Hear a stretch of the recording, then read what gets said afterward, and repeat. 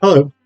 So, in this video, we're going to talk about Sir Arthur Conan Doyle's short Sherlock Holmes story, The Red-Headed League. This is probably one of the more famous and well-known Sherlock Holmes stories. Some people regard it as not all that plausible. I don't necessarily disagree with that, but I don't know that that's really what I don't know that it's a huge problem. I think some people have been maybe more critical of it for its implausibility than is necessarily merited. So the story starts with Holmes at home, and he is joined by Watson to learn the story of Jabez Wilson. Wilson is a pawnbroker. He is not super wealthy, but he has one major important attribute: his hair. Yes, I know I don't have that much, but Wilson has this bright, distinctively red hair. And he tells Holmes and Watson this story that his assistant in the pawn shop, who works for half wages, I forget what his name is, what the assistant's name is off the top of my head. Spaulding. Sorry. So Spaulding, his assistant, brings him this notice that the Red-Headed League is looking for new members. Because Wilson has bright red hair, because he's very distinctly a redhead, Spaulding talks him into applying. So they go to the headquarters of the Red-Headed League. There's tons of redheads there, and so Wilson doesn't think that he's going to get the job, but after a cursory, and I mean cursory, like he walks in, the guy's like, whoa, let me just take in that head, guy. Very, very cursory interview for the job. Wilson is hired. What is he hired to do? He is hired to copy out by hand entries from the Encyclopedia Britannica. He's got to work 4 hours a day, has to be in that building 4 hours a day, not allowed to leave. If he leaves, he loses the job. He's getting paid £4 a week. Now, £4 in 2024 money is not very much, but £4 in 1890 money converted for inflation is somewhere around £470 a week. That's a pretty decent haul for just copying out entries from the Encyclopedia Britannica for 4 hours a day. So Wilson is quite pleased with this. He does this for about 2 months. Then he shows up one day at the offices of the Red-Headed League, and what does he find but a sign on the door saying, "The League is disbanded."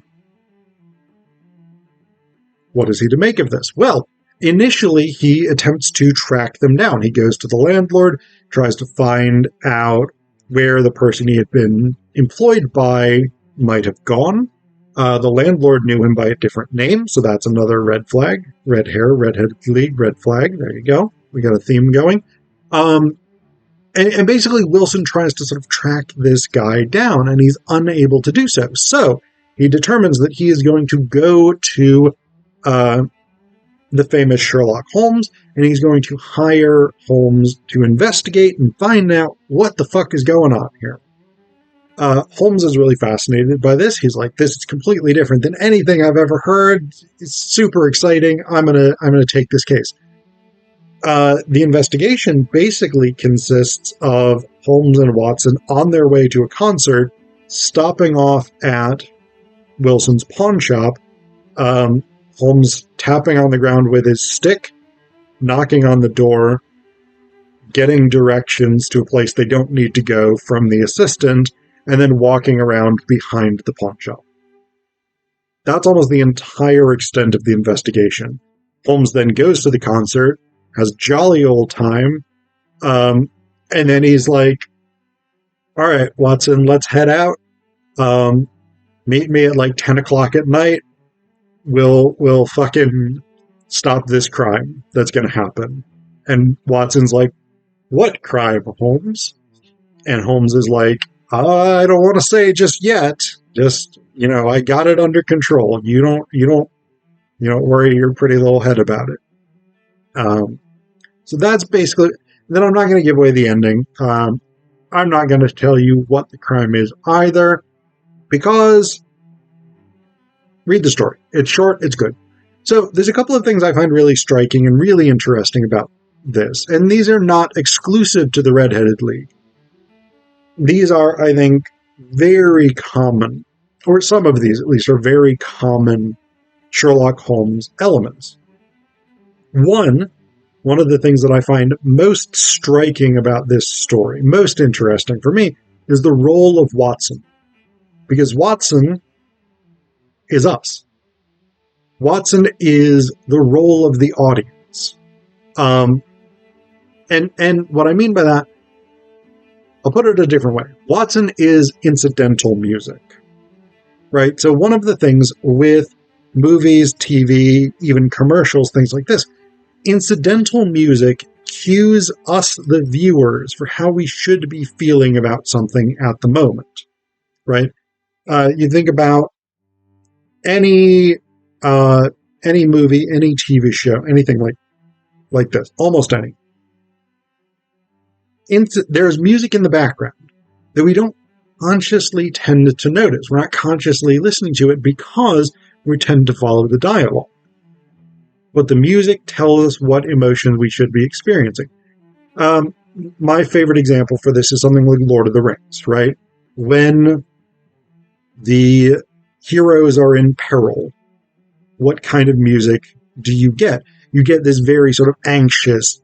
So let's say the Mines of Moria, for instance, right? They're underground. They're being chased by the Balrog. What do you have?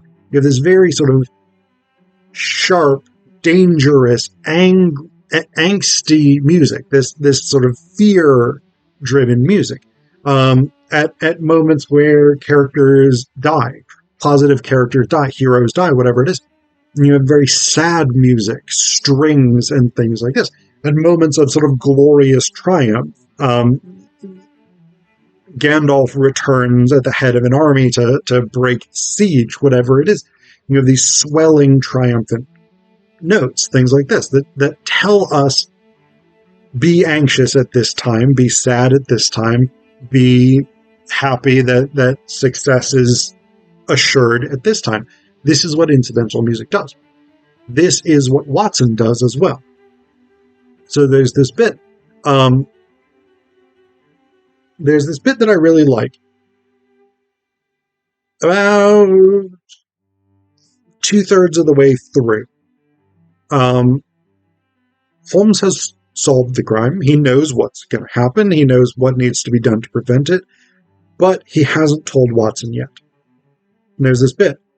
Watson says, I trust that I am not more dense than my neighbors, but I was always oppressed with a sense of my own stupidity in my dealings with Sherlock Holmes. Here I had heard what he had heard, I had seen what he had seen, and yet from his words it was evident that he saw clearly not only what had happened, but what was about to happen, while to me the whole business was still confused and grotesque. As I drove home to my house in Kensington, I thought over it all, from the extraordinary story of the red-headed copier of the encyclopedia, down to the visit to Saxe-Coburg Square, that's where Wilson's pawn shop is, by the way, and the ominous words with which he had parted from me. What was the nocturnal expedition, and why should I go armed? Where were we going, and what were we to do? I had the hint from Holmes that this smooth-faced pawnbroker's assistant was a formidable man, a man who might play a deep game. I tried to puzzle it out, but gave it up in despair, and set the matter aside until night should bring an explanation. The reason for this passage is that Watson is telling us how we should be feeling as readers. We should be confused. We don't know, right? And actually, I think the only way you could figure out what exactly is happening from the information Doyle has given us up to this point in the story is if you already know the ending. So I knew what the crime was in this case because I think I've either read this before or I knew the plot line of the Red-Headed League. I don't remember if I've read it before or not. I think I have, but I'm not 100% sure. So I knew what the answer was. But if you didn't, there's no way that you as the reader could figure out what exactly was happening. In part because Holmes has information that we don't have. So that's an interesting element. In terms of the question of writing mystery, writing crime fiction, writing detective fiction, when you don't give the audience when you don't give the reader or the audience or viewer, whatever it is, all of the information that they need in order to figure out what's going on, then what you are attempting to do is to show us how clever your detective is. And again, this is Watson's role, because at the end, he's like, oh, Holmes, you're so brilliant. You're so fucking smart. I didn't even figure this out. And then you just saw it all immediately. Again, this is what we are supposed to be experiencing as readers. At this moment, before the crime itself is revealed, we're supposed to be like, what the fuck is going on here? I don't even understand anything. This is so frustrating that Holmes has figured it out and I haven't. And then at the end, Watson is cueing us to be like, yes, Holmes is a genius. Totes amazing, bro. So again, he's incidental music. He tells us what we should be feeling. A couple of other things here. One that I find really, really striking is the fact that there is virtually no investigation here. Holmes uses his deductive process based on the story that Wilson tells, and then the location of the pawn shop and tapping his stick on the ground in front of it. And then having the assistant open the door so Holmes can get a look at him. That's it. That's the extent of the investigation. There is no forensics. There's no nothing that we would today consider proper police procedure. Nothing that we would really consider like proper investigative detective work. It is very much... It's a minimalistic approach to the actual investigation itself. So that's quite striking. If your sort of standards are 20th century, 21st century investigative procedure. But then the other thing that I find really striking in this story is that Holmes, at the end, presents the conclusion that he has come to as the only possible explanation of Wilson's story. So Holmes basically knew what was going on. He picked up a couple more details by going to the house, but he largely just confirmed his theory. The thing is, Holmes's explanation, Holmes's analysis of the situation is not the only possible explanation of Wilson's story. He completely blows past the idea that the bizarre story itself might just be true. I mean, it seems unlikely, but it's possible. So the idea behind the Red-Headed League is that there is an eccentric American millionaire with tons of money and incredibly red hair who had dedicated himself to making life easy for red-headed men. And because London had been a good city for him, he set this up in London. It's quite possible. I mean, you then need an explanation for why the league closes down, and the person running the league was apparently working under a false name. That's much harder to explain if we accept this as true. But people do go by false names. Maybe he was involved in some other type of crime. Maybe it was unrelated to Wilson. Who knows? But there's also other potential explanations. This could have been an elaborate prank for purposes unknown. And Holmes discounts that possibility. I'm sure there's other potential explanations that I have not thought of. But I'm not even necessarily convinced that Holmes's explanation is the most probable one. It's certainly the one that turns out to be right within the world of Sir Arthur Conan Doyle's story, but that doesn't necessarily mean it's the most logical or the most probable. And I'm not 100% sure whether it is. I mean, it is, given the fact that Holmes collects, it is the most probable story that I have come up with, which doesn't necessarily mean anything.